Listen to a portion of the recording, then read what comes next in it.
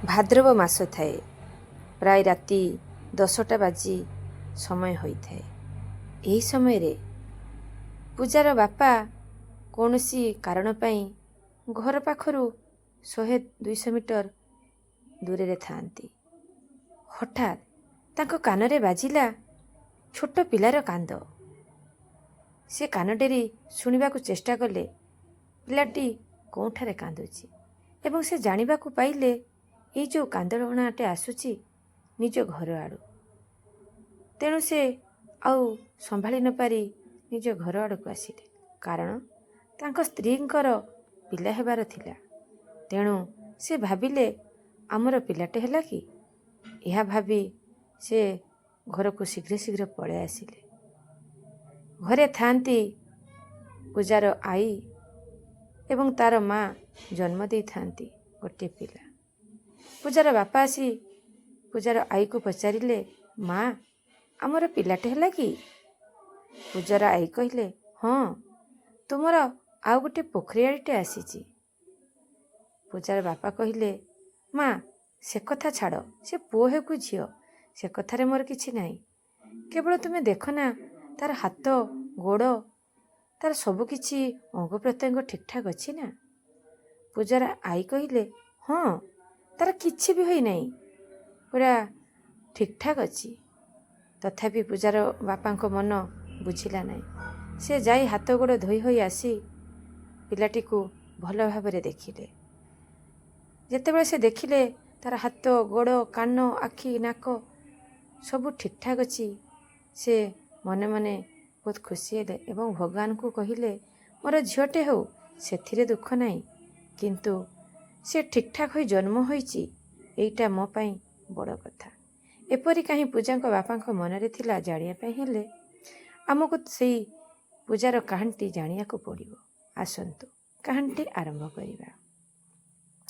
ଆଜି ଆମେ ଯେଉଁ ଝିଅର କାହାଣୀଟି ପଢ଼ୁଛୁ, ସେ କାହାଣୀଟି ହେଉଛି ପୂଜାର କାହାଣୀ। ଆସନ୍ତୁ।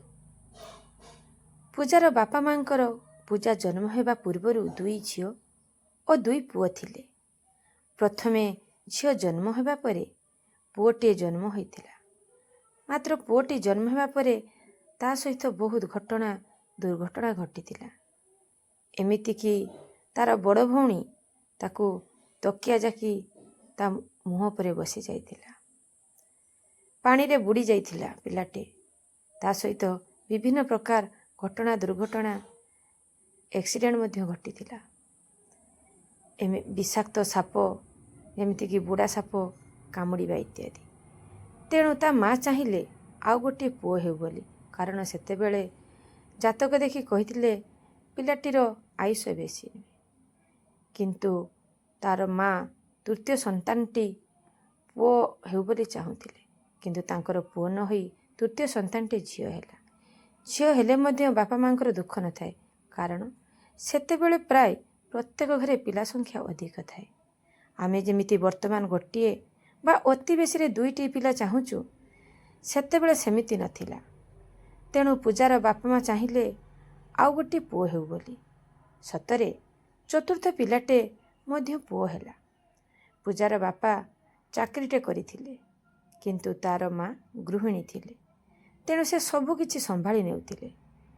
ଏମିତି ତାଙ୍କର ସଂସାର ଚାଲିଥିଲା। ସାନ ପୁଅକୁ ଏହାରି ଭିତରେ 2 ବର୍ଷ ହୋଇଯାଇଥାଏ। 4 ଭାଇ ଭଉଣୀଙ୍କୁ ନେଇ ତାର ବାପା ମା ଭଲ ଭାବରେ ସଂସାର ଚଳାଉଥାନ୍ତି। ପୂଜାର ମା ପୁଣି ଗର୍ଭବତୀ ହେଲେ, କିନ୍ତୁ ଏ କଥା ସେ କାହାକୁ କହିଲେ ନାହିଁ। ପାଖ ଅଞ୍ଚଳରୁ ଜଣଙ୍କ ପାଖରୁ ଆଣି ପିଲା ନଷ୍ଟ କରିବା ପାଇଁ ଔଷଧ ଖାଇଲେ। ତଥାପି ପିଲାଟି ନଷ୍ଟ ହେଲା ନାହିଁ, କାରଣ ସେ ଔଷଧ ଚେରମୂଳି ଥିଲା। ତଥାପି ତା ମା ଚିନ୍ତିତ ରହୁଥିଲେ, କାରଣ ସେ ଔଷଧ ଖାଇଲେ ପିଲା ନଷ୍ଟ ହେଲା ନାହିଁ।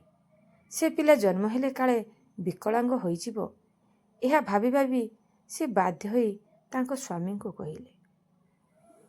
ସେ ମଧ୍ୟ ଭାବିଲେ ବିକଳାଙ୍ଗ ପିଲାକୁ ଜନ୍ମ ଦେବା ଠାରୁ ପିଲାଟିକୁ ନଷ୍ଟ କରିଦେବା ଭଲ ହେବ। ଏମିତି ବି ବେଶୀ ମାସ ହୋଇନାହିଁ। ତେଣୁ ସେମାନେ ଡକ୍ଟରଙ୍କ ପରାମର୍ଶ ପାଇଁ ଗଲେ। ସେଠାରେ ପୂଜାର ମାଙ୍କ ମନରେ କ'ଣ ଭାବନା ଆସିଲା କେଜାଣେ, ସେ ସେଠାରୁ ପଳେଇ ଆସିଲେ ଆଉ ପିଲା ଜନ୍ମ ହେବାକୁ ଅପେକ୍ଷା କଲେ। ପୂଜାର ବାପା ବାଧ୍ୟ ହୋଇ ତାଙ୍କ କଥା ମାନିଲେ। ଏମିତି ସମୟ ଗଡ଼ି ଚାଲିଲା। ମାସ ଥାଏ ଭାଦ୍ରବ ମାସ। ଦିନ ଥିଲା ମଙ୍ଗଳବାର। ସମସ୍ତେ ପ୍ରାୟ ରାତ୍ରି ଖାଇବା ଖାଇସାରିଥାନ୍ତି। ଏହି ସମୟରେ ପୂଜାର ମଝିଆ ଭଉଣୀ ଝାଡ଼ା ଯିବ ବୋଲି କହିଲା। ତାର ବାପା ତାକୁ ନେଇ ବାହାରକୁ ଗଲେ। ସେତେବେଳେ ତ ସମସ୍ତଙ୍କ ଘରେ ପାଇଖାନା ନଥାଏ। ଏପଟେ ପୂଜାର ଆଈ ଝିଅ ପାଖରେ ଥାଆନ୍ତି। କେତେବେଳେ କଣ ହବ ମାସ ହୋଇଗଲାଣି। ଏତିକି ବେଳେ ପୂଜାର ବାପାଙ୍କ କାନରେ ବାଜିଲା ଛୋଟ ପିଲାର କାନ୍ଦ। ସେ ଶୀଘ୍ର ଶୀଘ୍ର ଆସି ପ୍ରଥମେ ତାର ଆଈକୁ ପଚାରିଛନ୍ତି, ମା, ପିଲା ହୋଇଛି କି? ପୂଜାର ଆଈ କହିଲେ, ହଁ, ଆଉ ଗୋଟିଏ ପୋଖରୀ ଆଡ଼ି ଆସିଛି। ସେତେବେଳେ ଆଈ କିମ୍ବା ଜେଜେମା ମାନେ ନାତିମାନଙ୍କୁ ବହୁତ ଭଲ ପାଉଥିଲେ। ନାତୁଣୀମାନଙ୍କୁ ପୋଖରୀ ଆଡ଼ି ଏଇଭଳି ଶବ୍ଦ ବ୍ୟବହାର କରୁଥିଲେ। ତା ବାପା କହିଲେ, ମା, ଝିଅ ହେଉ କିଛି ନାହିଁ, କିନ୍ତୁ ତାର ସବୁ ଅଙ୍ଗ ପ୍ରତ୍ୟଙ୍ଗ ଠିକ୍ ଅଛି ନା? ହଁ ହଁ, ତୁମ ଝିଅର ସବୁ ଠିକ୍ଠାକ୍ ଅଛି। ତଥାପି ତା ବାପାଙ୍କ ମନ ବୁଝିଲା ନାହିଁ। ସେ ନିଜେ ଆସି ସବୁ ଠିକ୍ଠାକ୍ ଅଛି ନା ନାହିଁ ଚେକ୍ କଲେ ଆଉ ଭଗବାନଙ୍କୁ ଧନ୍ୟବାଦ ଦେଲେ। ତଥାପି ବାପା ମାଆଙ୍କ ମନରେ ଭୟ ଥାଏ। ପିଲା ବଡ଼ ହେବା ସହିତ ସବୁ ଠିକ୍ଠାକ୍ ହେବ ତ? ପିଲାଟେ ସବୁ କାମ ଠିକ୍ଠାକ୍ କରିବ ତ? ପିଲାଟାର କିଛି ଅସୁବିଧା ହେବ ନାହିଁ ତ? ଏହି ଭାବନା ତାଙ୍କ ମନରେ ସବୁବେଳେ ଥାଏ। ଆସ୍ତେ ଆସ୍ତେ ସେ ଝିଅ ବଡ଼ ହେଲା। ବାପା ମା ତାର ନାମ ଅନ୍ୟ ଭଉଣୀ ସହିତ ମିଶେଇ ଦେଲେ। ଆପଣମାନେ ଭାବୁଥିବେ, ପୂଜା କିଏ ଆଉ ସେ କେବେ ଜନ୍ମ ହେବ? ଆଜ୍ଞା, ଏଇ ଯେଉଁ ଝିଅଟେ ଜନ୍ମ ହୋଇଛି ନା, ସେଇ ଝିଅ ହିଁ ପୂଜା। କିନ୍ତୁ ସେଇ ଝିଅ ପୂଜା ନାମଟି ସେ ନିଜକୁ ନିଜେ ଦେଇଥିବା ନାମ। ଏହା କୌଣସି ପରିବାର ଲୋକଙ୍କ ଦ୍ୱାରା ଦେଇଥିବା ନାମ ନୁହେଁ। ସେ ନିଜକୁ ନିଜେ ଦେଇଥିବା ନାମ ସେ ପୁଣି 17-18 ବର୍ଷର ହେବା ପରେ। ଏମିତି କାହିଁକି ହେଲା? ତା ସହିତ ଏମିତି କ'ଣ ଘଟିଲା ଯେ ସେ ନିଜ ନାମକୁ ପରିବର୍ତ୍ତନ କଲା? ଏକଥା ଜାଣିବା ପାଇଁ ହେଲେ ଆମକୁ ତା କାହାଣୀକୁ ଆଗକୁ ଶୁଣିବାକୁ ପଡ଼ିବ।